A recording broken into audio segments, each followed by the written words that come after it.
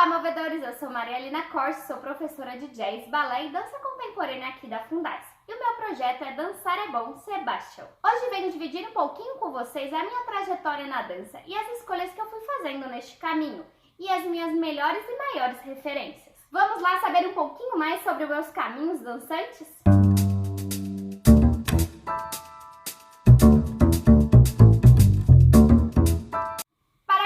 Melhor as minhas ideias, eu resolvi dividir esse vídeo em 4 etapas. O primeiro, eu vou contar um pouquinho sobre o meu percurso na dança e as técnicas que eu aperfeiçoei, além de dividir com vocês o motivo pelo qual eu comecei a dançar.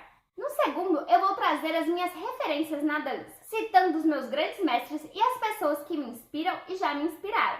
Na terceira parte, vou contar um pouquinho para vocês de como foi construindo a minha visão sobre a dança. Vou contar um pouquinho sobre técnica, sobre o meu processo de ensino-aprendizado e como eu fui transformando o meu fazer artístico. Na última etapa, eu vou trazer um pouquinho sobre as minhas linhas de pesquisas atuais, seja como professora, bailarina e artista da cena.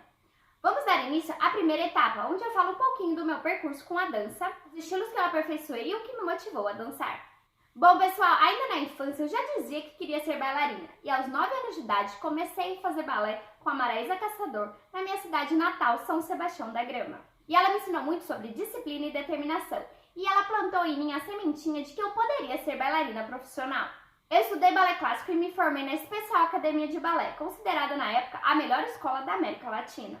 Tive o privilégio de dançar diversos balés de repertório e estar sempre em cena, o que me trouxe muita experiência de palco. O grau de exigência exigido era altíssimo e a maior parte do meu tempo era dedicado para a dança. A repetição que o balé clássico exigia me trouxe a sensação de mesmice que estava sempre fazendo os mesmos passos, as mesmas coreografias. E aliados a isso, ainda tinha uma exigência muito grande com o nosso preparo físico. O perfil físico que nos era cobrado era quase doentio. Isso fez com que eu fosse buscar outras formas e técnicas para dançar e fazer assim o que eu mais gostava. Então, após uma apresentação de balé, uma coreógrafa muito famosa de jazz, Roseli Rodrigues, me chamou de canto e me convidou para fazer suas aulas. Daí pra frente, eu me apaixonei pelo jazz e pelo trabalho do Raça. E com isso, um novo universo da dança se abre para mim, com uma nova forma de pensar, de sentir, de agir. Sempre fui norteando minha carreira pela disciplina, determinação e buscando me aperfeiçoar cada vez mais. Uma coisa que eu aprendi na minha carreira é que a qualidade do que você faz é que determinará onde você chegará. Com 17 anos começou a cobrança de que faculdade eu iria fazer. E é claro que eu não teria escolhido outra que não a dança. Fiz graduação em dança e movimento na Universidade Anhembi Morumbi, em São Paulo. Lá aprendi muito sobre as estruturas corporais, a sua organização, os seus alinhamentos, sobre o como ensinar as danças, as técnicas, as metodologias de trabalho. Comecei a olhar para o processo criativo, onde cada intérprete tem muito para colaborar. E que mesmo no coletivo você pode trazer as individualidades. Muito motivada a aproveitar o tempo que eu estava residindo no Rio de Janeiro e voltar a estudar, resolvi fazer um curso na Faculdade Angel Viana, que é uma grande referência da dança brasileira. E lá fiz o curso Preparação Corporal nas Artes Cênicas, muito motivada a entender as artes em geral. E tirar proveito desses conhecimentos e iniciar um trabalho mais autônomo e autoral na minha dança. Estava muito interessada em construir um pensamento e uma prática de todos os conhecimentos que eu fui solidificando durante esses anos. Agora eu vou entrar na segunda etapa desse vídeo, trazendo algumas das minhas referências na dança, trazendo meus grandes mestres e as pessoas que me inspiram ou já me inspiraram. A primeira grande referência que eu tive no balé clássico foi Jorge Penha, que me auxiliou muito a aperfeiçoar a minha técnica e evoluir a minha performance em cena. Ele é um ser humano que eu tenho muito carinho e gratidão. Principalmente porque ele me trouxe ferramentas e conhecimentos para viver o meu sonho de ser bailarina. A segunda grande referência que eu tenho é Roseli Rodrigues, que viu um grande potencial em mim para dançar jazz. Ela depositou muita energia em mim para que eu aprendesse aquele estilo, me instigando sempre e me desafiando a descobrir essa dança no meu corpo, além de descobrir meus próprios caminhos de movimento e aflorar as minhas peculiaridades. E ela também nos instigava a nos divertirmos dançando. Com ela, eu aprendi a estruturar as aulas em exercícios coreografados como uma forma de evoluir o aluno. O exercício coreografado, ele traz um grau de dificuldade um pouco mais alto, desafiando assim o aluno e o convidando para subir degrau a degrau a técnica. Hoje eu aplico isso nas minhas aulas porque acredito muito nesse método. Ainda nesse universo jazzístico, eu fui bailarina e assistente do coreógrafo Edson Santos, que trouxe para o meu corpo o lyrical jazz e muita técnica de padedê. Bom, para vocês que não sabem o que é padedê, é quando o bailarino e a bailarina dançam juntos. Além de investirmos muito no jazz contemporâneo para sua companhia. Passamos anos não apenas dançando, mas construindo um pensamento e reflexões sobre o nosso fazer dançante, visando assim construir uma identidade para o seu trabalho. Depois conheci a Sônia Mota, que me contratou como bailarina convidada do Palácio das Artes. Eu me apaixonei por ela no último dia da primeira semana, onde ainda estava em fase de testes, porque Sônia é transparente, correta, honesta e justa. Tive o privilégio de passar bastante tempo com ela e dançar alguns dos seus trabalhos e sob sua direção. E o que ela trouxe de mais significativo para mim foi o fato dela tentar sempre ouvir todos os bailarinos. Eu nunca tinha participado antes de um local que podíamos falar tanto, porque os outros lugares de trabalho tinham sido bem mais autoritários. Também aprendi com seus exemplos como liderar um grupo de mais de 30 bailarinos, além de seguir ordens de uma instituição e entregar um produto artístico. Sigo ainda muito inspirada pela Sônia, que ainda segue fazendo a sua dança. Esse mês mesmo estava em cartaz na Alemanha, mesmo ela tendo uma idade dita como já avançada para os palcos por alguns. E ela faz com que eu acredite que a gente possa dançar até o fim. E hoje, se você me perguntar a minha maior referência na dança, com certeza virá o nome dela. Sônia me ensinou a olhar para a diversidade dos corpos e usar isso a favor, a trabalhar com artistas e propostas diversas, a entender um pouco melhor a logística de um espetáculo, a compreender a construção da dramaturgia e a parar de pensar só no que eu tenho que fazer em cena e abrir a minha cabeça para as outras coisas e olhar as outras camadas que envolvem o viver e fazer a dança. Ela me inspira muito porque ela não guarda conhecimento, ela compartilha tudo o que ela sabe, ela é super disponível a compartilhar e ela me desafiou muito na sua direção. Sônia Mota é uma grande artista brasileira, mas sabe, gente, ela é gente como a gente, por isso ela virou uma grande inspiração para mim. Hoje, uma grande inspiração mundial que eu tenho é Pina Bausch, que traz as singularidades dos bailarinos e as suas peculiaridades em cena. E ela construiu espetáculos de dança utilizando dramaturgia. Ela se utilizou muitos gestos e ações para dizer algo. Utilizou-se também dos estados corporais dos bailarinos para apresentar uma narrativa no espetáculo, mesmo que não seja de uma forma explícita ou linear. Inspirada por ela e questionando o que eu vinha fazendo nesse período pandêmico, resolvi criar um projeto onde eu pesquiso a narrativa e a dança contemporânea, com uma movimentação muito inspirada nos estilos e nas técnicas de dança que vim solidificando no meu corpo durante esses anos. Agora vamos passar para a terceira etapa, onde eu vou contar um pouquinho como eu fui construindo a minha visão sobre a dança, sobre a técnica e o processo de ensino-aprendizado, e o como fui transformando o meu fazer artístico.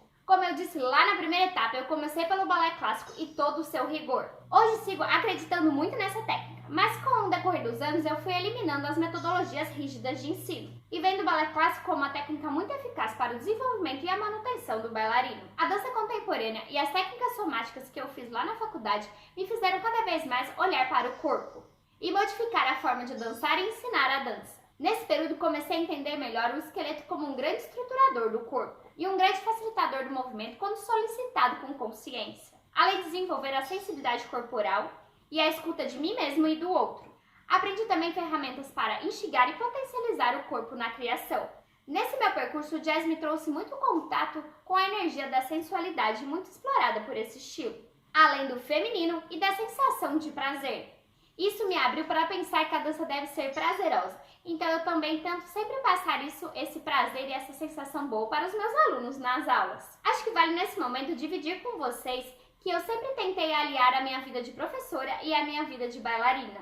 Claro que às vezes focando mais em uma em outra, dependendo das propostas e oportunidades, mas buscando sempre fazer as duas porque ambas me faziam refletir sobre a dança e uma acabava influenciando a outra. Essas experiências foram se somando e eu fui sempre criando espaços de estudos, mesmo que internos. E fui refletindo formas de fortalecer o meu próprio caminho na dança.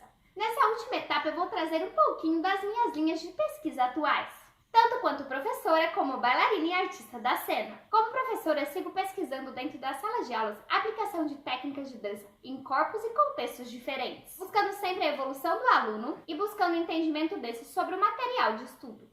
Utilizo muito de uma matéria coreografada, ou seja, são exercícios e coreografias que eu passo como uma sequência e o aluno vai repetindo ao longo das aulas, não utilizando a repetição como algo mecânico, mas como uma oportunidade para que o aluno não fique preocupado em decorar a sequência, mas sim aprender os caminhos de movimento e as técnicas. Com isso, percebo uma grande evolução dos meus alunos em sala de aula, porque eles começam a se apropriar daquela técnica e daqueles movimentos. Como artista da cena, venho nos últimos anos com o desejo de criar um espetáculo solo e começar a dirigir espetáculos e algumas produções, muito fortalecida pelas experiências que fui somando nas produções e nas companhias que eu passei. Já vinha muito antes da pandemia, preocupada em pensar o público nos espetáculos de dança contemporânea, que muitas vezes são esquecidos ou ignorados pelos próprios artistas. Agora, nesse período de retorno de atividades nos teatros, acho que precisamos pensar nisso ainda mais. Pensar no público e pensar em criar espetáculos que eles sintam prazer. O ideal seria que a ida ao teatro fosse uma verdadeira experiência estética, para possibilitar que algo aconteça e a sensibilidade de cada um seja tocada. Tem uma frase que eu gosto muito e vou dividir aqui com vocês: que o artista age sobre o público e que o público reaja sobre o artista. É uma lei incontestável e irresistível. Uma pergunta que eu tenho me feito há anos é: a dança se afastou do público ou o público se afastou da dança? E na minha opinião, o público tem se afastado da dança contemporânea porque essa muitas vezes não tem um fio condutor no seu espetáculo. E muitas dessas nem possuem referências para que o público adentre o que está sendo apresentado. E uma grande ferramenta para resolver isso, na minha opinião, é a utilização da narrativa. E outro interesse que eu tenho é construir algo na linha do belo, como uma forma de transcender as problemáticas já existentes, e para dar um respiro para aquele indivíduo e sociedade. Eu espero que ele saia da sala de espetáculo muito melhor do que ele entrou. E existe uma frase que eu gosto muito que fala sobre isso, que é: os problemas do mundo não são apresentados com tanta frequência que precisamos de instrumentos para preservar o ânimo. Então, que nós, professores, artistas, possamos sempre trazer ânimo para aqueles que buscam e se interessam pela nossa arte. Seguindo nesse pensamento de trazer ânimo, resolvi, durante o período maior de isolamento social, criar um canal para o YouTube, o SMAC, Estúdio Marialina Corse, onde divido conhecimentos e também produzo pequenas obras coreografadas. E resgatei em mim, para criar alguns vídeos, a habilidade de improvisar, a partir de temas, imagens, memórias, e também muito inspiradas pelas músicas. O canal surge de uma necessidade minha de compartilhar um pouco sobre o meu fazer artístico, mesmo que de uma maneira virtual pelo que estávamos passando. E foi uma ferramenta que eu resolvi explorar para sanar a minha necessidade de expressão. Com a criação do canal também surgem novos desafios, que é o aprender a criar e editar vídeos, além de ter que aprender como a ferramenta funciona. Essas circunstâncias me fizeram sair da minha zona do conforto para que as minhas produções, a minha dança, chegasse até a tela, que era o novo palco. Bom, eu espero que vocês tenham gostado desse vídeo que eu produzi a pedido aqui da Fundais e que eu compartilhei um pouquinho das minhas histórias e dos meus questionamentos sobre a dança. E espero que as minhas reflexões tenham colaborado de alguma forma.